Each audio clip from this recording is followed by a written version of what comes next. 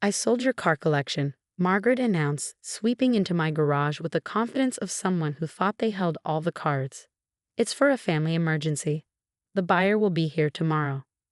I stood there, surrounded by the vintage beauties I'd spent 15 years collecting: a 1967 Mustang Fastback, a 1963 Corvette split window, a 1970 Dodge Challenger, and my pride and joy, a 1965 Shelby Cobra.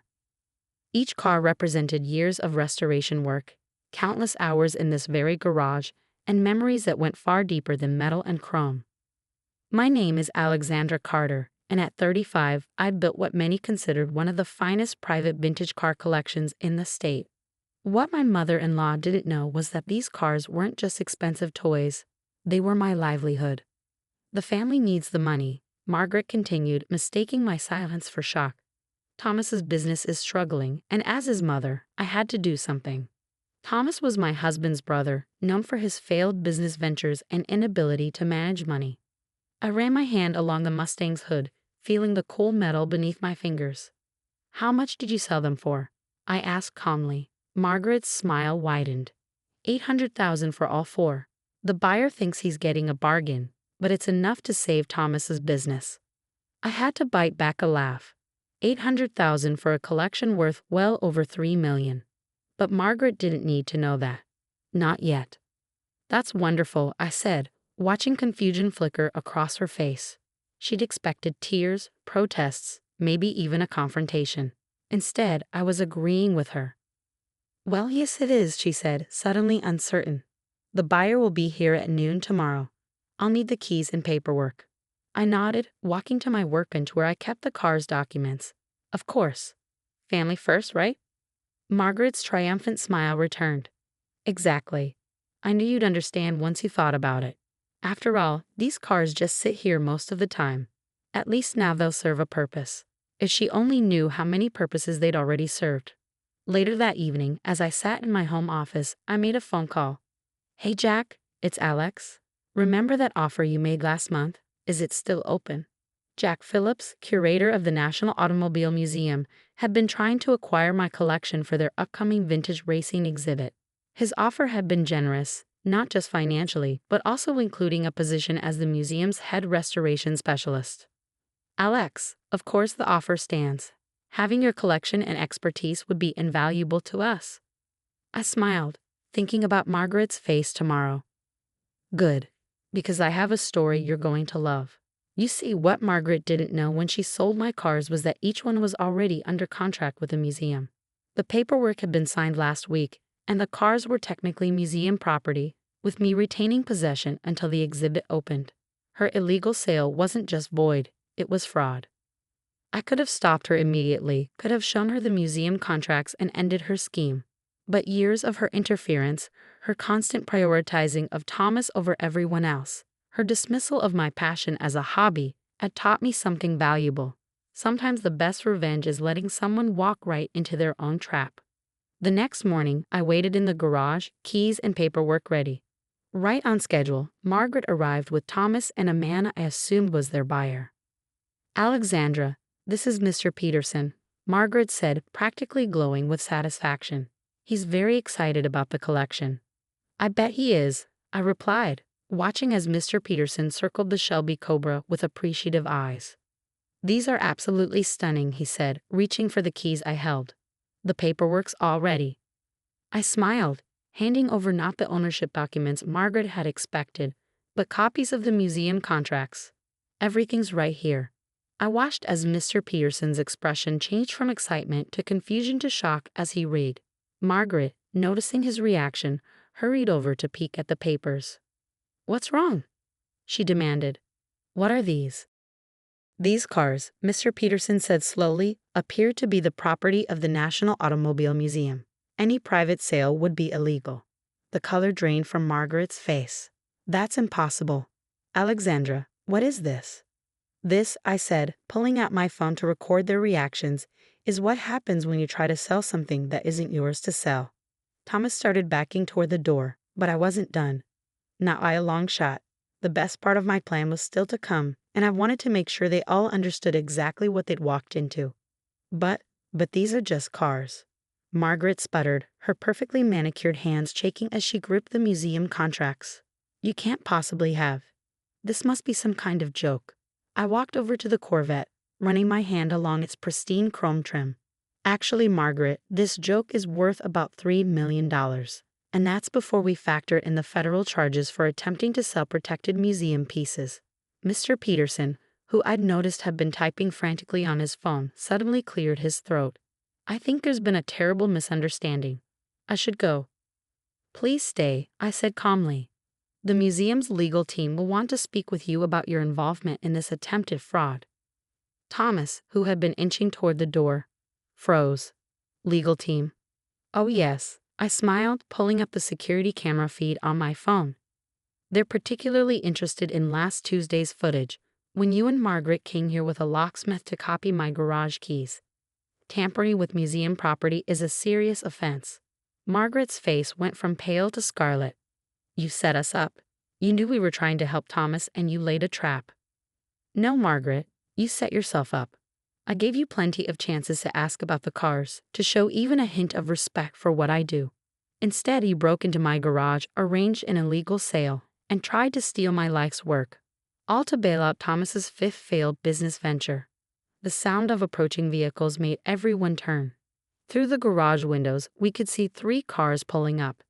Jack Phillips from the museum, my lawyer Emma Stevens, and a police cruiser. You called the police? Thomas whimpered, looking more like a scared child than a 40-year-old man. Actually, that was me, Mr. Peterson admitted. I'm not really a buyer. I'm an investigator for the Insurance Crime Bureau.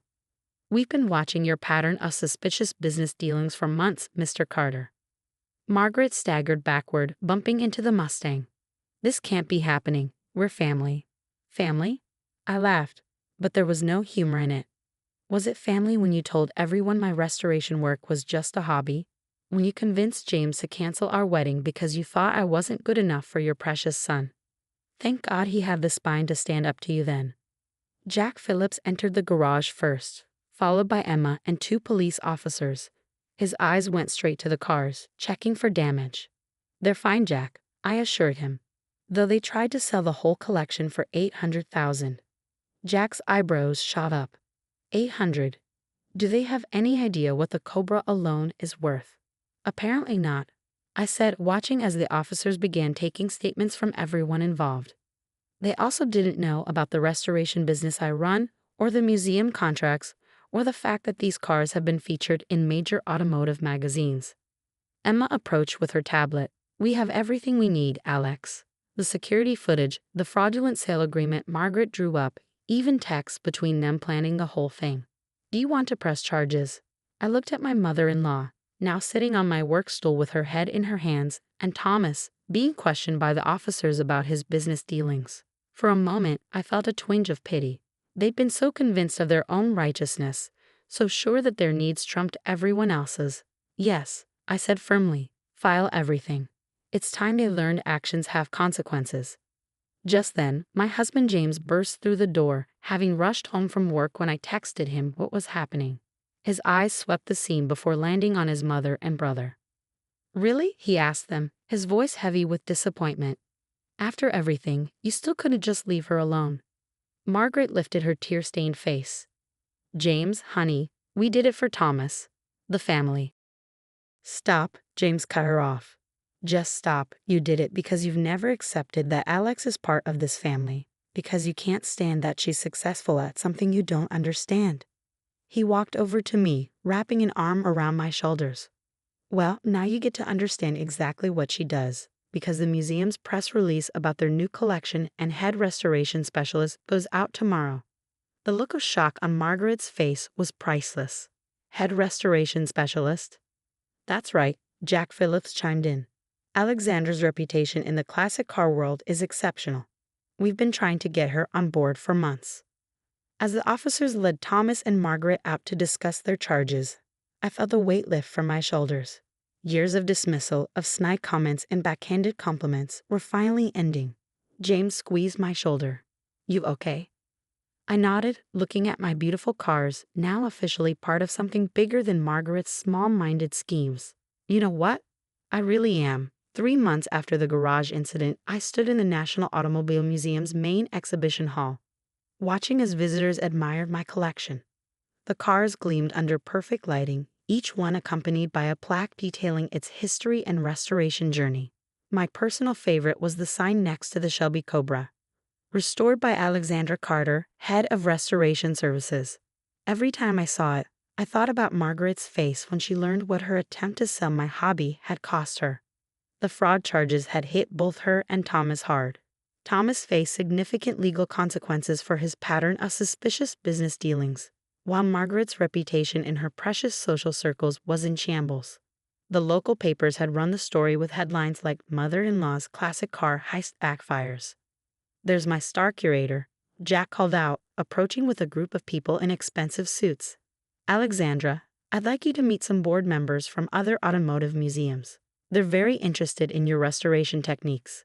As I chatted with them about paint matching and engine rebuilds, I caught sight of a familiar figure hovering near the entrance, my father-in-law, George. Unlike Margaret, he had no part in the attempted theft, and the whole incident had apparently opened his eyes to some uncomfortable truths about his wife and son. "Excuse me," I said to the group, making my way over to him. "Alexandra," he said quietly, looking around the exhibition. This is incredible. I had no idea." I smiled, genuinely glad to see him. "Would you like a tour?" He nodded, following me as I walked him through the collection.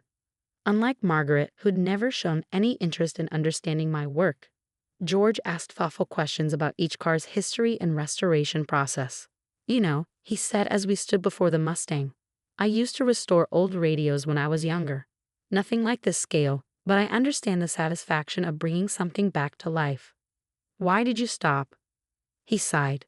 "Margaret thought it wasn't sophisticated enough for our social circle. Said it made us look common." The way he said it, I could hear years of suppressed passion, of dreams set aside to maintain appearances.